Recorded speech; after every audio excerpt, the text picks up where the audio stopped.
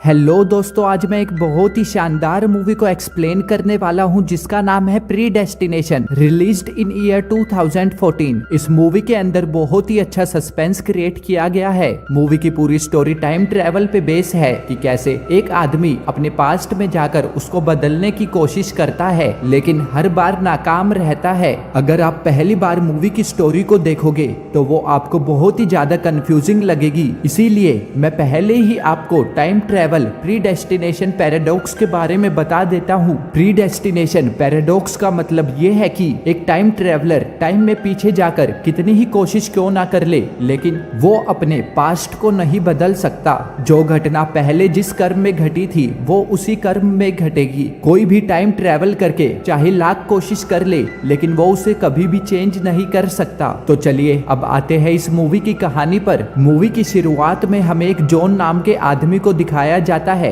जो कि फ्यूचर से टाइम ट्रेवल करके पास्ट में ईयर 1975 में एक बॉम्ब ब्लास्ट को रोकने आता है। दरअसल ईयर 1975 में न्यूयॉर्क के अंदर एक बॉम्ब ब्लास्ट हुआ था जिसके अंदर हजारों लोग मारे गए थे और जॉन को ये मिशन दिया गया है कि वो पास्ट में जाके इस बॉम्ब ब्लास्ट को रोके। यहाँ पर वो उस बॉम्ब को डिफ्यूज कर ही रहा होता है कि तभी पीछे से कोई आकर उस पर हमला करता है जिसकी वजह से बॉम्ब का टाइम खत्म हो जाता है और वो वहीं पर फट जाता है। इस ब्लास्ट में जॉन का पूरा चेहरा जल जाता है। तभी उसके पास एक अनजान आदमी आकर उसको उसकी टाइम मशीन देता है जिसकी मदद से जॉन वापस 1992 अपने असली समय में आ जाता है। अब यहाँ पर जॉन के जले हुए चेहरे की प्लास्टिक सर्जरी की जाती है और उसे एक नया चेहरा दिया जाता है। अब वो पूरी तरह से बदल चुका है। पूरी तरह से रिकवर होने के बाद वो अपने सीनियर ऑफिसर्स से मिलता है जो कि उसे टाइम मशीन देकर एक और बार उस बॉम्बर को रोकने के लिए भेजते हैं। इस बार वो 1970 में आकर एक बार टेंडर की जॉब करने लगता है।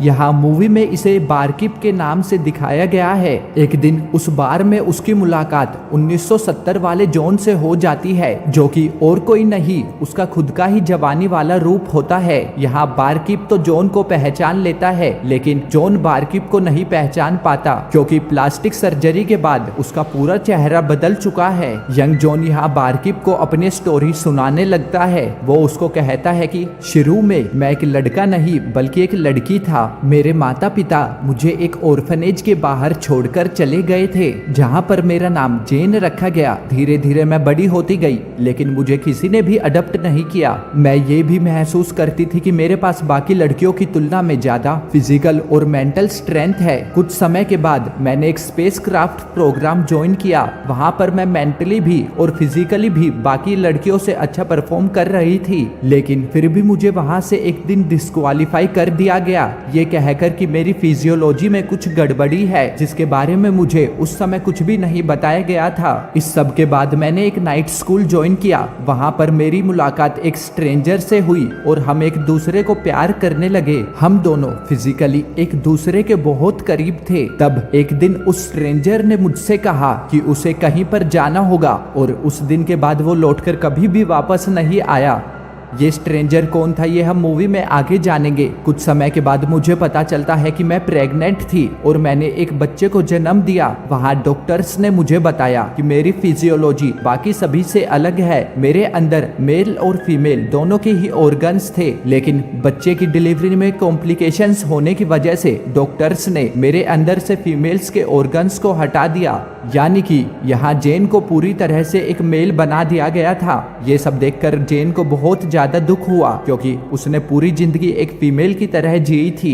सीन शिफ्ट होता है और हमें दिखाया जाता है कि अब वो धीरे धीरे लड़कों की तरह रहना शुरू कर देती है और वो अपना नाम जीन से जॉन रख लेती है। कहानी वापस असली सीन पर आती है जहाँ पर जॉन अपने भविष्य वाले रूप को बारकीप, जिसको वो नहीं पहचानता है, ये पूरी कहानी सुना रहा होता है। यंग जॉन कहता है कि मुझे पता है कि तुम मेरी कहानी पर विश्वास नहीं करोगे लेकिन बारकीप की ये खुद की ही पास्ट की कहानी होती है। वो कहता है कि मुझे तुम्हारी कहानी पर पूरा विश्वास है। जॉन कहता है कि मेरी जिंदगी उस स्ट्रेंजर ने खराब की जो मुझे बिना बताए वहां से चला गया और यदि मुझे वो फिर से मिले तो मैं उसे जान से मार दूंगा। जिस पर बारकीप कहता है कि मैं उस स्ट्रेंजर को मारने में तुम्हारी तुम्हारी मदद करूंगा। और ऐसा कह के बारकीप जॉन को टाइम मशीन के द्वारा उसी समय में ले जाता है जब वो स्ट्रेंजर जीन से पहली बार मिलने वाला था। वो नाइट स्कूल के अंदर जाता है और उसकी मुलाकात जीन से होती है। जीन जॉन को नहीं पहचान सकती क्योंकि जीन इस वक्त में एक लड़का बन चुकी थी, लेकिन जॉन यहाँ पर उसको पहचान सकता है क्योंकि वो पास्ट के अपने आप के ही रूप से मिल रहा है। लेकिन यहाँ जॉन को जीन के देखते ही प्यार हो जाता है और यहाँ पर जॉन को पूरी कहानी समझ आती है कि मैं ही वो लड़का हूँ जो जीन को मिला था, जिसके साथ जीन के फिजिकल रिलेशनशिप हुए थे। यहाँ पर बारकीप ये सब देख रहा होता है और तभी वो एक और बार 1975 में जाता है उसी बॉम्ब को डिफ्यूज करने जिसे वो पिछली बार डिफ्यूज नहीं कर पाया था और जिसकी वजह से उसका चेहरा जल गया था। वो उस वक्त में पहुंचकर देखता है कि वहां पर कोई बॉम्ब को लगा रहा है। वो उस आदमी से लड़ने लगता है और इस आदमी का नाम फिजल बॉम्बर होता है। इन दोनों की इस लड़ाई में जॉन बेहोश हो जाता है और फिर कुछ देर बाद जब उसे होश आता है तो वो देखता है कि कहीं से गोलियों की आवाज आ रही है और ये वही सीन है जो हमने मूवी की शुरुआत में देखा था। वहां पर पहुंचकर वो देखता है कि उसके सामने एक आदमी जल रहा है और उसके पास में एक टाइम मशीन भी है। वो उस जलते हुए आदमी को उसकी टाइम ट्रेवल मशीन देता है जिसमें वो वापस 1992 अपने असली समय में चला जाता है। अब यहाँ पर जॉन को समझ में आ जाता है कि पिछली बार जब मैं यहाँ पर आया था और मेरा चेहरा जल रहा था तब जिस आदमी ने मेरी मदद की थी वो और कोई नहीं बल्कि मैं ही था। ये सब देखकर जॉन बहुत ज्यादा हैरान होता है। अब वो टाइम ट्रेवल मशीन की मदद से वापस 1970 वाले जॉन के पास जाता है और उसे अपने साथ वापस चलने के लिए कहता है। यही वो समय है जब जॉन अपनी प्रेमिका को बताता है कि वो उसे छोड़कर जा रहा है और फिर लौटकर कभी भी वापस नहीं आता है। यंगर जॉन कहता है कि वो जीन को छोड़कर नहीं जा सकता। अब बारकीप यंग जॉन को कहता है कि तुम्हें पता है कि जीन कौन है, वो तुम्हारा ही पास्ट वाला रूप है और तुम्हारे ना चाहते हुए भी तुम्हें उसे छोड़ना ही पड़ेगा। यहाँ पर बारकीप यंगर जॉन को ये भी बताता है कि मैं तुम्हारे भविष्य वाला रूप हूँ, इसीलिए मैंने तुम्हारी हर एक बात पर विश्वास किया क्योंकि वो मेरी खुद की ही कहानी या फिर मेरा खुद का ही पास्ट था। ये सुनकर जॉन पूरी तरह से कंफ्यूज हो जाता है क्योंकि वो पास्ट में एक लड़की था और उसका भविष्य का रूप ऐसा है जिसे वो खुद ही नहीं पहचान पाता। ये बताकर बारकीप यंग जॉन को उसके साथ चलने के लिए कन्विंस कर लेता है और फिर वो दोनों 1985 में आ जाते हैं। यहाँ पर वो उस एजेंसी में आते हैं जिसके लिए बारकीप काम करता है। वहाँ पहुँचते ही जॉन को थोड़ा चक्कर आने लगता है क्योंकि जब भी कोई टाइम ट्रैवल करता है तो उसके दिमाग पर इसका असर पड़ता है। यहाँ वो 1970 वाले जॉन को इसीलिए लाया है ताकि वो उसको एक एजेंट बना दे जिस कंपनी के लिए वो खुद काम कर रहा है और खुद फ्यूचर में जाके रिटायरमेंट ले ले ताकि उसे बार बार टाइम ट्रेवल ना करना पड़े। इसीलिए वो यंग जॉन को यहीं पर छोड़कर उस समय में चला जाता है जब वो बॉम्ब ब्लास्ट नहीं हुआ था जिसमें बहुत सारे लोग मारे गए थे और जिसे वो डिफ्यूज करने के लिए बार बार उस टाइम में जाता था। अब फ्यूचर में आने के बाद वो अपनी टाइम ट्रेवल मशीन को डिकमीशन करने की कोशिश करता है लेकिन उसके अंदर कुछ एरर आने की वजह से वो डिकम्पोज नहीं होती, जिसका मतलब वो अभी भी उस टाइम मशीन का इस्तेमाल कर सकता था। अब वो अपनी एजेंसी के पेपर्स को उठाता है जिनके अंदर उसे उसके बॉस रॉबर्ट का एक लेटर मिला। रॉबर्ट ने उसको यहाँ पर एक क्लू दिया था जिसकी मदद से वो फिजल बॉम्बर के पास पहुंच सकता था जिसने की वो बॉम्ब ब्लास्ट किया था। अब वो इन क्लू के जरिए फिजल बॉम्बर के पास पहुंच जाता है। अब यहाँ पर मूवी का क्लाइमैक्स रिवील होता है क्योंकि ये फिजल बॉम्बर और कोई नहीं बल्कि खुद जॉन ही होता है। ये देखकर जॉन बहुत ज्यादा हैरान हो जाता है। वहीं ओल्ड जॉन यानी कि फिजल बॉम्बर की बातों से हम ये समझ पाते हैं कि उसकी दिमागी हालत कुछ ठीक नहीं है। जॉन इसकी बातों पर विश्वास नहीं करता क्योंकि उसे लगता है कि वो कैसे ये बॉम्ब ब्लास्ट कर सकता है।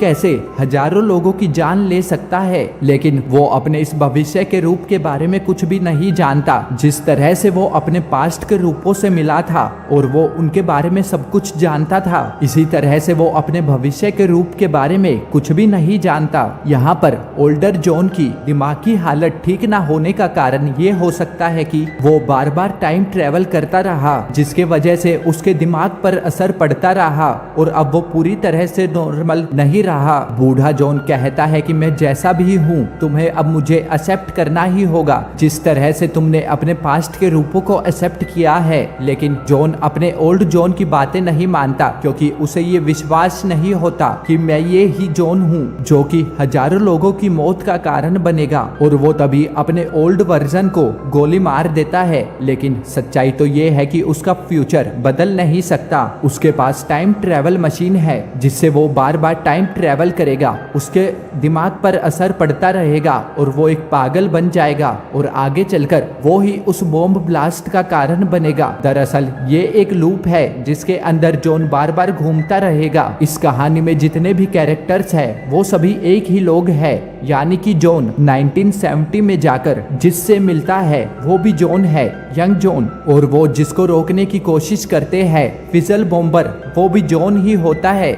जो जल रहा होता है वो भी जॉन ही है और जो उसे बचाता है वो भी जॉन ही है। जिसके बाद वो ईयर 1970 में जाता है जहां वो बारकीप बनता है। वहां पर वो अपने यंग वर्जन से यानी कि यंग जॉन से मिलता है, जिसके बाद दोनों जॉन पास्ट में जाते हैं और जीन से मिलते हैं जो कि जॉन ही होता है। ये एक ऐसा लूप है जो चलता ही रहेगा और जॉन इससे चाह कर भी बाहर नहीं निकल सकता, क्योंकि आखिरी में हमें दिखाया गया था कि उसके पास अभी भी टाइम मशीन है और वो टाइम ट्रेवल करता रहेगा। इसी को तो कहते हैं प्रीडेस्टिनेशन पैराडॉक्स, यानी कि जिसमें चाहकर भी कोई कुछ भी बदल नहीं सकता। ये कहानी यहीं पर खत्म होती है। आपको मूवी कैसी लगी कमेंट सेक्शन में जरूर बताएं। हमारे चैनल को सब्सक्राइब करें और वीडियो को लाइक भी। Thank you.